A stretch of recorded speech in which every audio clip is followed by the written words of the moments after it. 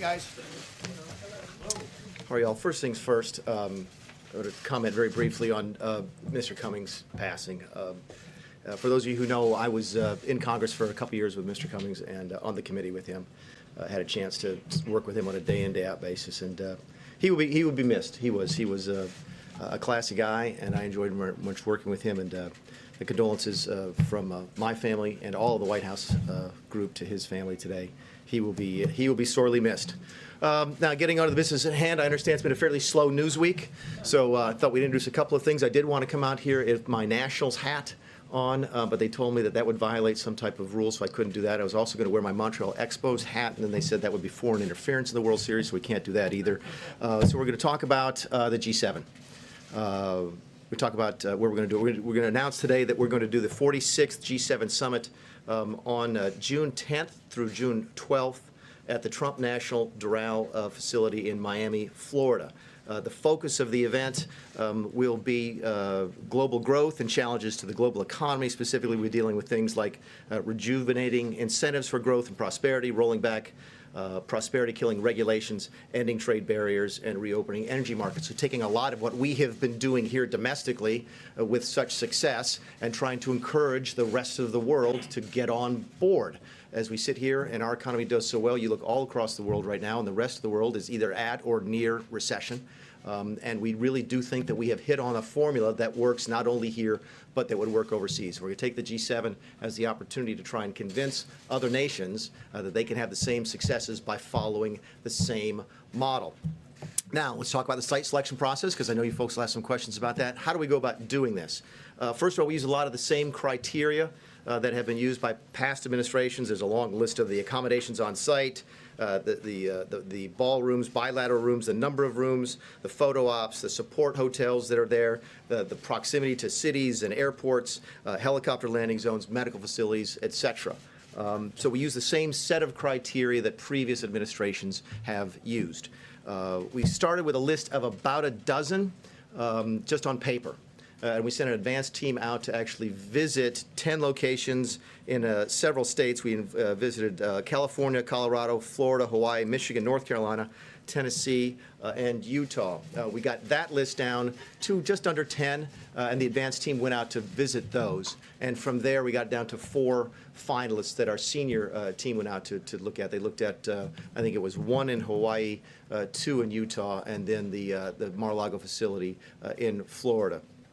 And it became apparent at the end of that process that Doral was by far and away the best physical facility for this meeting. In fact, I was talking to one of the advanced teams when they came back, and I said, what was it like? And he said, Mick, you're not going to believe this, but it's almost like they built this facility to host this type of event. If any of you have been there, you know that there's separate buildings with their own rooms separate and apart from each building, so that one country could have a building, another country could have another, you folks could have your building for the press, and obviously the common areas are going to be perfect for our needs down there. Again, anticipating your questions, how is this not an emoluments violation? How is the president going to profit from this?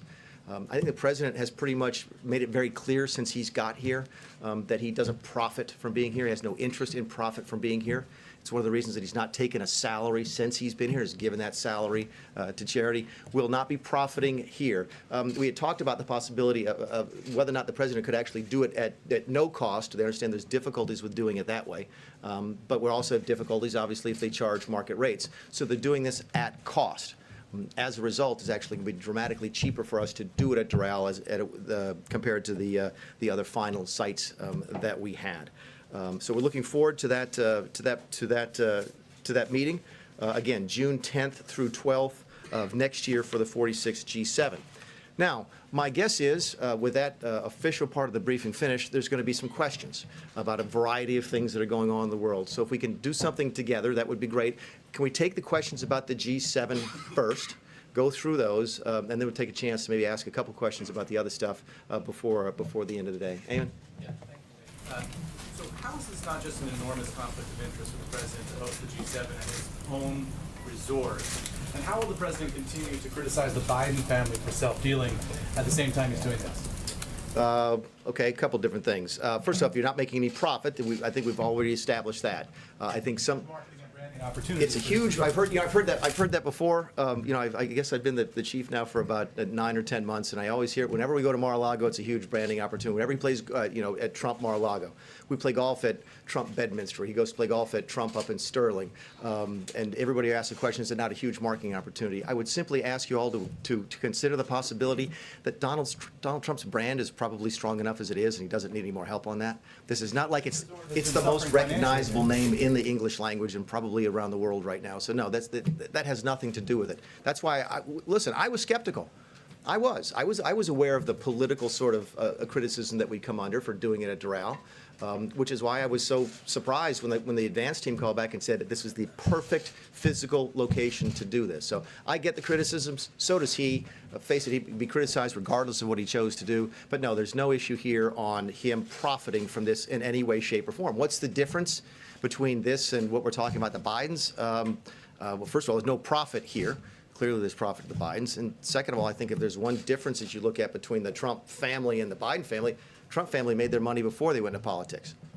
That's a big difference. Yes, sir. You said it's going to be done at cost. Do you have any idea, cost estimate, how much money you're looking at? And also, will it remain a G7, or do you envision Russia going out? Yeah, I don't have the numbers in terms of the cost. I do know that it was there was one of the ones I saw was it was almost half as much here. I don't want to butcher the numbers, but it was millions of dollars cheaper by doing it at Doral than it was at another facility, and that was roughly 50% savings. As to the G7, G8, look, that discussion is ongoing. The president has been very candid about that, about whether or not he wants to have Russia join the G7 again. They used to be members of that organization. And I think he's been fairly straightforward, not only to you folks, but to other leaders around the world, which is we go to the G7, and what dominates so much of the discussion? Russia. Okay? Russian energy, Russian military policy, the Russian economy, it dominates a lot of the discussion. Wouldn't it be better to have them inside and as part of those conversations? But I think that decision will be made later, and we'll continue to review it. Yes, ma'am. Thank you very much. G7 summits have been held for decades, so how can you make the argument that this is the best place to hold it? Surely there were other places that this could be held, and you can't make the argument that the president's not going to profit because we can't know how much he might profit in the future, right? Yeah. To your first point, again, I think it's the profit one. Again, he's not making any money off of this, just like he's not making any money from working here. And if you think it's going to help his brand, that's great, but I would suggest that he probably doesn't need much help promoting his brand. So we'll put the profit one aside and deal with a perfect place. I mean, who was here for the last time was at Camp David? Was that the perfect place? In fact, I understand the folks who participated in it hated it and thought it was a miserable place to have the G7. It was way too small. It was way too remote. My understanding is the media didn't like it because you had to drive an hour in a bus to get there either way. I take your point, but there have been other G7 summits. I've attended Yeah. numerous G7 summits that have been Well, look, perfectly fine according to the leaders we who've looked at- attended we- them. How can the White House really make the argument that this was the only place that the G7 summit could be? It's not the only place. It's the best place. Those are two different things, okay? But we had There dates. could be other good places without the There's president. plenty of other good places in this country to hold a large event. There's no question about it. Some of the limitations, we wanted it a specific time. We wanted it in early June, so that limits it a little bit. Then there's difficulties with going various places. Some places don't have the transportation that you need. I mean, there was one place, I won't say where it was, where we actually had to figure out if we were going to have oxygen tanks for the participants because of the altitude. So yeah, there's limitations at other places. We thought of the 12 places that we looked at, and you'd recognize the names of them if we told you what they were, that this was by far and away the best choice. Yes, ma'am. Very quickly, this is a business of optics. How is the president going to stand on a debate stage if, in fact, Vice President Biden wins the nomination and try to make an argument that he profited off of his vice presidency? He's going to do that extraordinarily well. Yes, ma'am.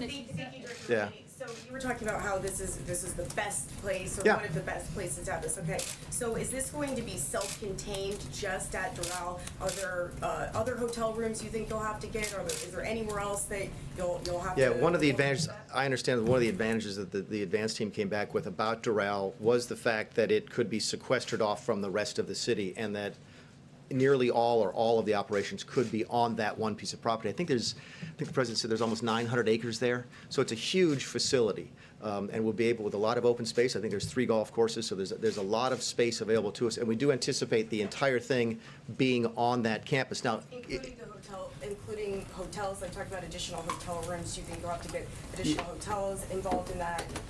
Yeah, I would, well, I would, again, I'm not sure about when we talk about the delegations, for example, when we went to, where were we, Biarritz, okay, I think we were at 2 or 3 different hotels around that city.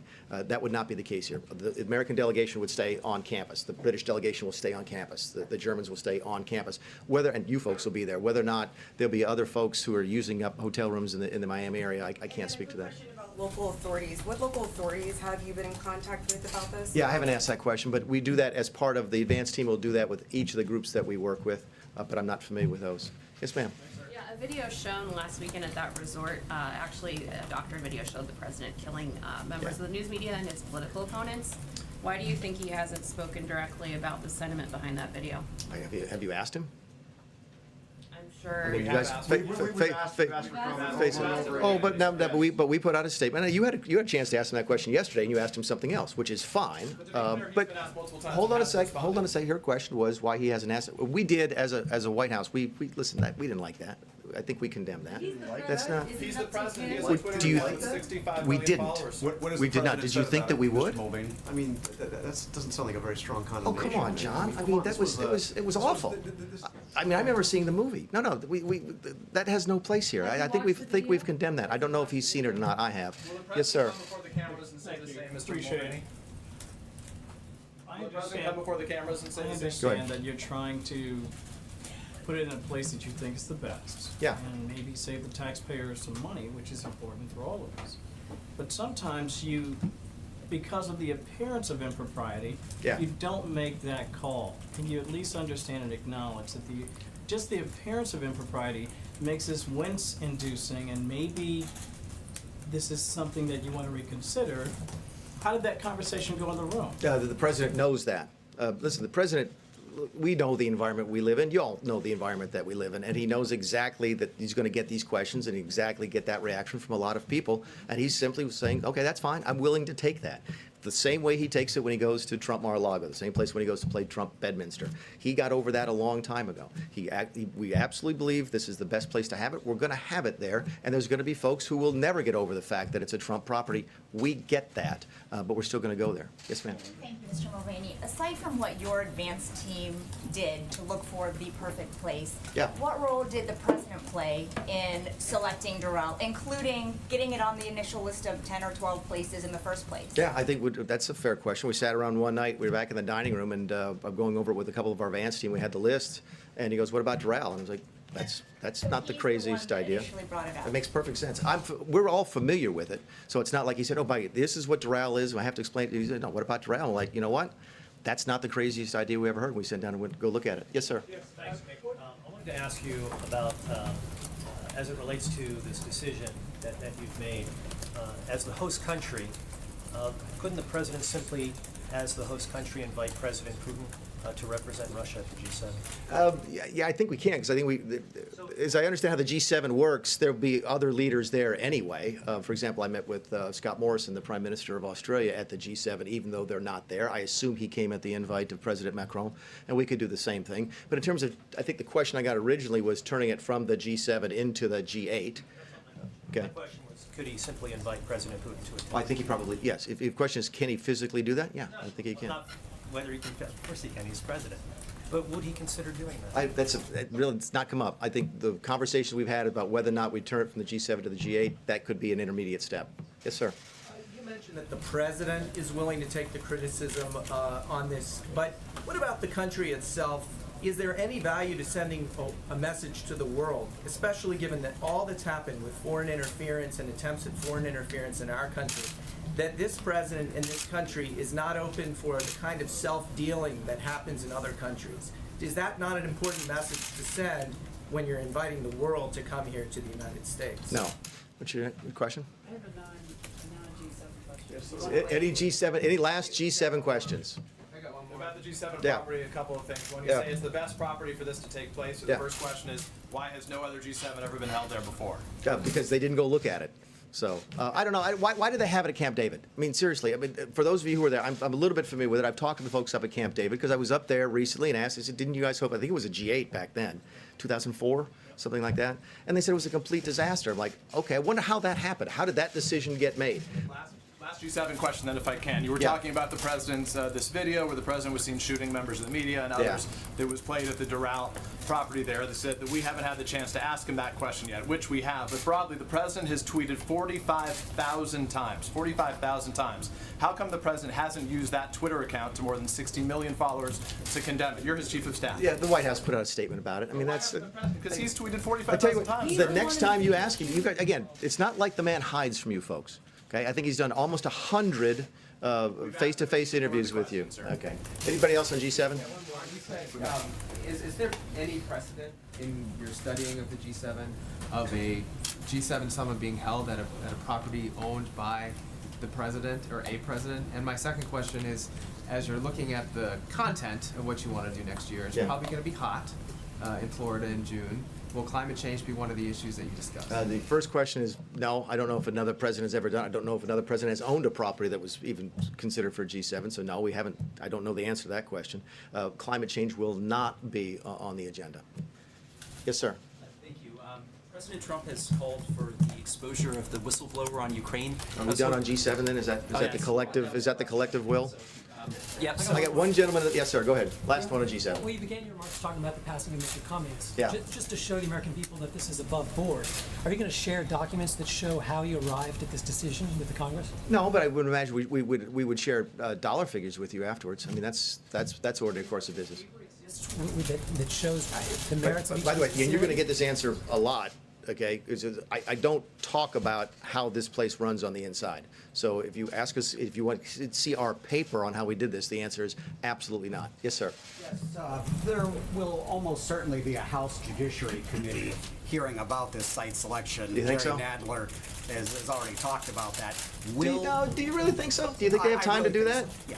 Will the administration participate, cooperate with that? You know, by the way, that's a fascinating question. I'd not thought that this would prompt a Judiciary Committee investigation. And on one hand, I'm thinking to myself, they don't have time to do it because they're too busy doing impeachment, right? And then I think to myself, no, this is entirely consistent with how they've spent the first 18 months in office, right? Or 12 months, however long they've been here. I guess it's been a year, right?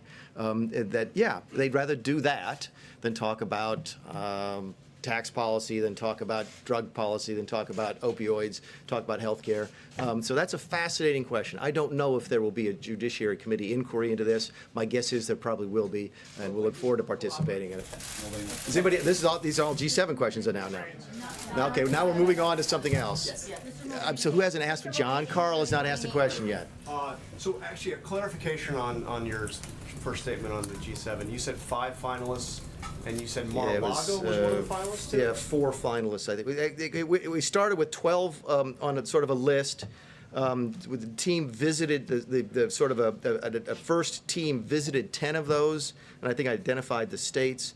We then got our senior team down, and they visited 4, of which Mar-a-Lago was 1. There was 1 in Hawaii and 2 in Utah. So you're telling me that in the entire United States you came down to 4 finalists and 2 of them were Trump properties? No, 1.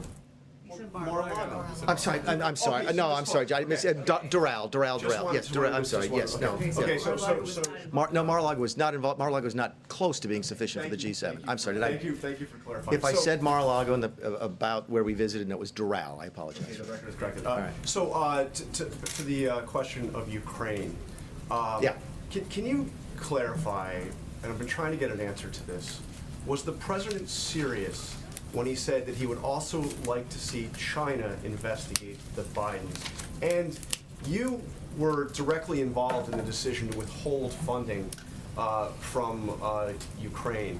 Can you explain to us now definitively why? Why was funding withheld? Sure, let's deal with the second one first, which is, look, it should come as no surprise to anybody. The last time I was up here, I haven't done this since I was chief of staff, right? Last time I was up here, some of you folks remember, it was for the budget briefings, right? And one of the questions y'all always ask me about the budget is, what are y'all doing to the foreign aid budget? Because we absolutely gutted it, right? President Trump is not a big fan of foreign aid. Never has been, still isn't. Doesn't like spending money overseas, especially when it's poorly spent. And that is exactly what drove this decision. I've been in the office a couple times with him talking about this. He said, look, Mick, this is a corrupt place. Everybody knows it's a corrupt place. By the way, put this in context. This is on the heels of what happened in Puerto Rico, when we took a lot of heat for not wanting to give a bunch of aid to Puerto Rico because we thought that place was corrupt. And by the way, it turns out we were right. All right, so put that as your context. He's like, look, this is a corrupt place. I don't want to send them a bunch of money and have them waste it, have them spend it, have them use it to line their own pockets. Plus, I'm not sure that the other European countries are helping them out either. So we actually looked at that during that time before when we cut the money off before the money actually flowed, because the money flowed by the end of the fiscal year. We actually did an analysis of what other countries were doing in terms of supporting Ukraine. And what we found out was that, and I can't remember if it's $0 or near $0 from any European countries for lethal aid. You've heard the president say this, that we give them tanks and the other countries give them pillows. That's absolutely right. That as vocal as the Europeans are about supporting Ukraine, they are really, really stingy when it comes to lethal aid. And they weren't helping Ukraine, and that still to this day are not. And the president did not like that. So I know it was a long answer to your question, but I'm still going. So those were the driving factors. Did he also mention to me in the past the corruption related to the DNC server? Absolutely, no question about that. But that's it, and that's why we held up the money. Now, there was a report. So the demand for an investigation into the Democrats was part of the reason that he ordered to withhold funding to Ukraine. The look back to what happened in 2016 certainly was part of the thing that he was worried about in corruption with that nation. And that is absolutely appropriate. The funding. Yeah, which ultimately then flowed. By the way, there was a report that we were worried that the money wouldn't, if we didn't pay out the money, it would be illegal. Okay, it would be unlawful. That is one of those things that has that little shred of truth in it that makes it look a lot worse than it really is. We were concerned about over at OMB about an impoundment, and I know I just put half you folks to bed, but there's the Budget Control Act. Budget Control Impoundment Act of 1974 says that if Congress appropriates money, you have to spend it. Okay, at least that's how it's interpreted by some folks. And we knew that that money either had to go out the door by the end of September, or we had to have a really, really good reason not to do it. And that was the legality of the issue. But to be clear, what you just described is a quid pro quo. It is funding will not flow unless the investigation into the Democratic server happen as well. We do that all the time with foreign policy. We were holding up money at the same time for what was it? The Northern Triangle countries. We were holding up aid at the Northern Triangle countries so that they would change their policies on immigration. By the way, and this speaks to an important. I'm sorry. This speaks to an important point because I heard this yesterday. And I can never remember the gentleman who testified. Was McKinney, the guy? Is that his name? I don't know him. He testified yesterday. And if you believe the news reports, okay, because we've not seen any transcripts of this. The only transcript I've seen was Sondland's testimony this morning. If you read the news reports and you believe them, what did McKinney say yesterday? Well, McKinney said yesterday that he was really upset with the political influence in foreign policy. That was one of the reasons he was so upset about this. And I have news for everybody. Get over it. There's going to be political influence in foreign policy. I'm talking to Mr. Carl. That is going to happen. Elections have consequences, and foreign policy is going to change from the Obama administration to the Trump administration. And what you're seeing now, I believe, is a group of mostly career bureaucrats who are saying, you know what, I don't like President Trump's politics, so I'm going to participate in this witch hunt that they're undertaking on the Hill. Elections do have consequences, and they should, and your foreign policy is going to change. Obama did it in one way, we're doing it a different way, and there's no problem with that. Yes, sir. What about Biden, so Mr. Mulvaney, did that come into consideration when that money was held up? I'm sorry, I don't know your name, but he's being very rude, so if you go ahead and ask your question. Just to clarify and just to follow up on that question, so when you're saying that politics is going to be involved, the question here is not just about a political decisions about how you want to run the government. This is about investigating political opponents. Are you saying the DNC server that it's okay for the U.S. government to hold up aid and require a foreign government to investigate political opponents of the president? No, you're talking about looking forward to the next election. We're talking. Even the DNC is still involved in this next election. Is that not correct? So wait a second. So there's. Hold on a second. No, let me ask you. Investigate the DNC. So right? let's look at this. Is the DNC political? There's an ongoing investigation by our Department of Justice into the 2016 election. I can't remember the person's name.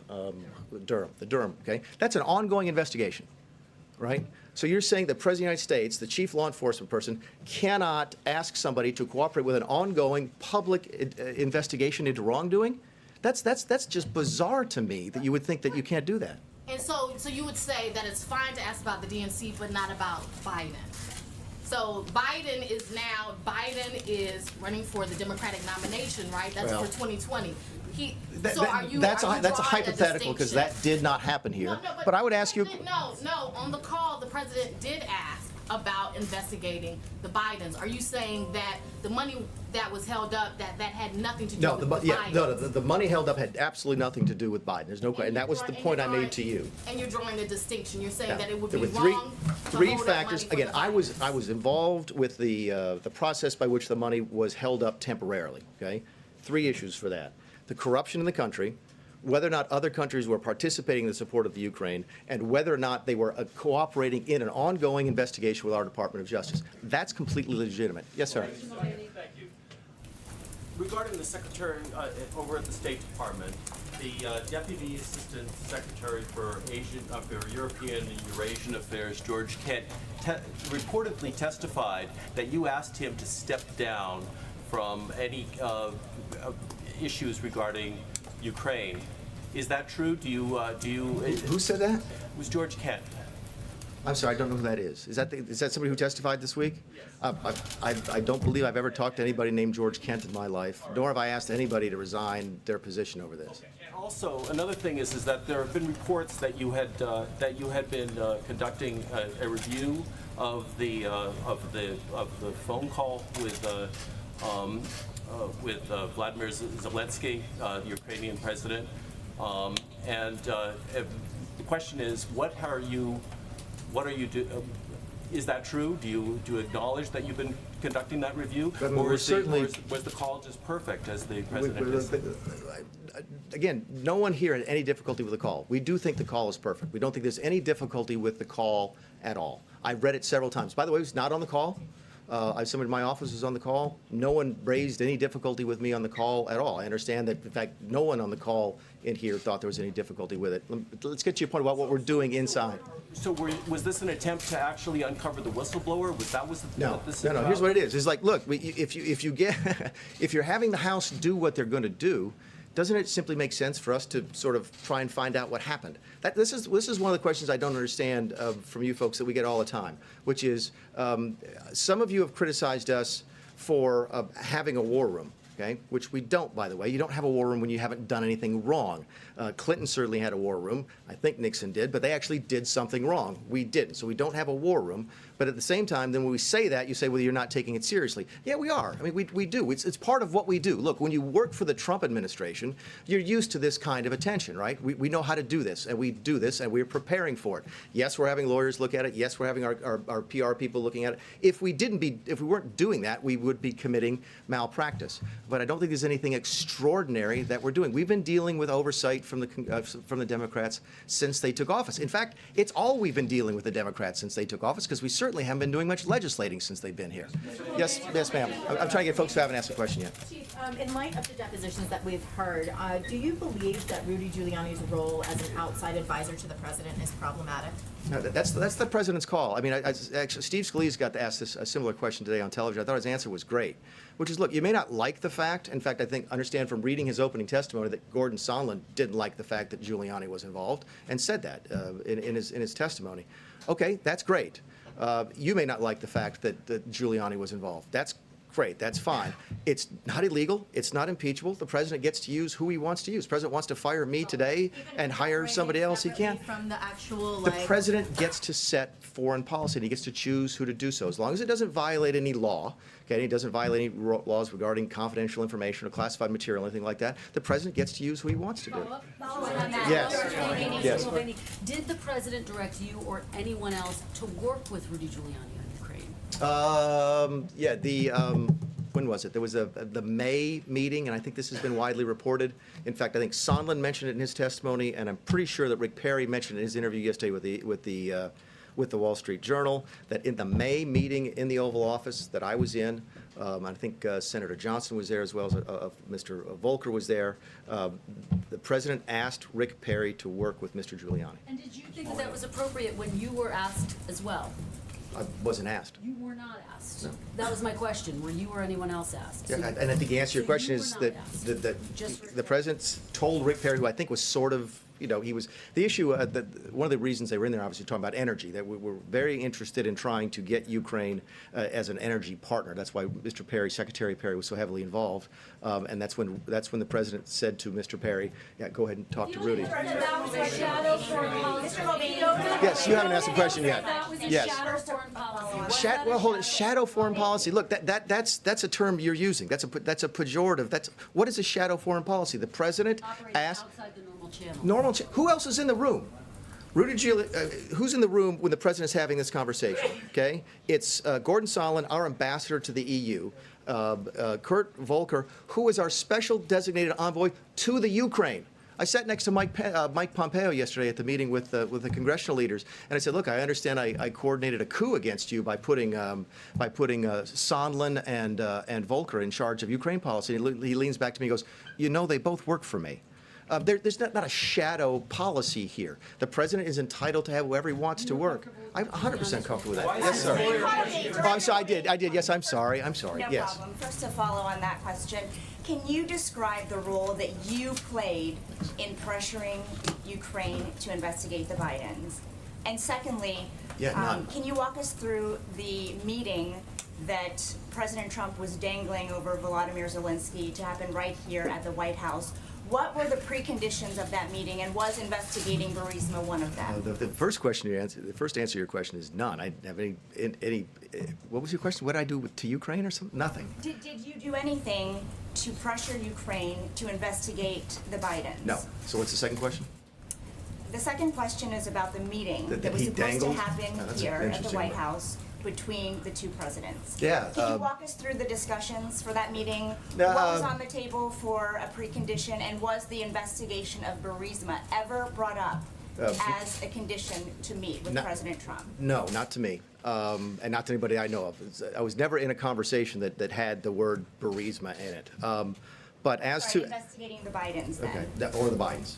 That never happened with me in there. But to the larger point about the meeting, I think one of the things that y'all have missed is the President didn't want to take the meeting. The President didn't want to have a phone call. That was Mr. Rick Perry was pushing for that. He said, "I'll see you here at the White House," didn't he? At the end, yes, but I think that was a courtesy that he was extending at the time, and he's not been here yet. So he was never realistically entertaining a meeting with President Zelensky? I mean, we get asked by foreign leaders all of the time to either come visit their country or to have them come visit here. And we try to be courteous and say yes, and some of them we're able to accommodate, and some of them we are not. But I do not remember, I'm going to ask her a question, that I don't remember a serious conversation about setting up an actual meeting. There were no dates discussed. There was not. I saw that as one of the typical pleasantries that we have, and I don't think it was dangling a meeting or anything like that. Yes, sir. Is the President still planning to welcome President Erdogan at the White House on November 13th? Yeah, I think that depends on how the next couple of days go. It's still on the schedule, and I understand that Vice President Pence's meeting is going much longer than it's expected today. I hope it's not going. I hope they're not having a press conference right now. But I think that's one of those wait and see things. The President's been very clear about what he wants to see out of President Erdogan. He wants a ceasefire now. He wants prisoners protected. He I think, go down the long list of the things the President has mentioned to President Erdogan. And if we're able to get that, then I think that meeting can go forward. If not, then I think the President will review that possibility. Yes, ma'am. Gordon Sondland, sir. You just said. Did you want to be You just said you were involved in the process in which, the money being held up temporarily. You named 3 issues for that: the corruption in the country, whether or not the country they were assisting with an ongoing investigation into corruption. How is that not an establishment of an exchange, of a quid pro quo? You just seem to. It's quid pro quo. Those are the terms. Those are the terms that you use. I mean, go look at what Gordon Sondland said today in his testimony. Was that I think. In his opening statement, he said something along the lines of they were trying to get the deliverable, and the deliverable was a statement by the Ukraine about how they were going to deal with corruption. Okay, go read his testimony if you haven't already. And what he says is, and he's right, that's absolutely ordinary course of business. This is what you do when you have someone come to the White House. When you either arrange a visit for the president, you have a phone call with the president. A lot of times we use that as the opportunity to get them to make a statement of their policy or to announce something that they're going to do. It's one of the reasons we can then you can sort of announce that at the on the phone call or at the meeting. This is the ordinary course of foreign policy. Yes, I'm sorry. Mr. Mulvaney, is it appropriate for any president or this president to pressure a foreign country to investigate a political opponent? Every time I get that question, that's one of those things about, it is, but so is, when did you stop beating your wife? It assumes that the president has done that. We haven't done that. I said Mr. Trump or any president. I'm going to talk about what this president did. Yes, ma'am. The president's personal attorney, Rudy Giuliani, said he sees his work as the president's personal attorney as intertwined with the president's national agenda when it comes to Ukraine. Do you see those issues as intertwined? Is his political interest as a president, as a political candidate, is that intertwined with the national interests? Yeah, I don't know how to answer that question except that, I mean, Mr. Giuliani is his personal lawyer, and the president wants to use him. Personal attorney to be working in Ukraine on issues that are supposed to be national issues. Mr. Giuliani says there's an attorney-client privilege issue because he was working in the president's interest. Is that appropriate for his personal attorney to be working in his interest? I don't know of anything inappropriate about that. Yes, sir. Mr. Mulvaney. Oh, yeah, I'm sorry. The lady in the back is very nice. Yes, ma'am. Thank you, Mr. Mulvaney. You said that the U.S. foreign policy will change, not like previous administrations. How does the president respond about North Korea's break off talks with the U.S. recently?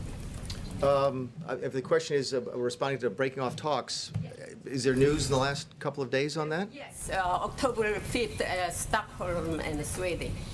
Okay, I'm sorry. I'm just not briefed on that. I apologize. Yes, sir. Thank you, Mr. Mulvaney. Yeah, and I'll take one more after this.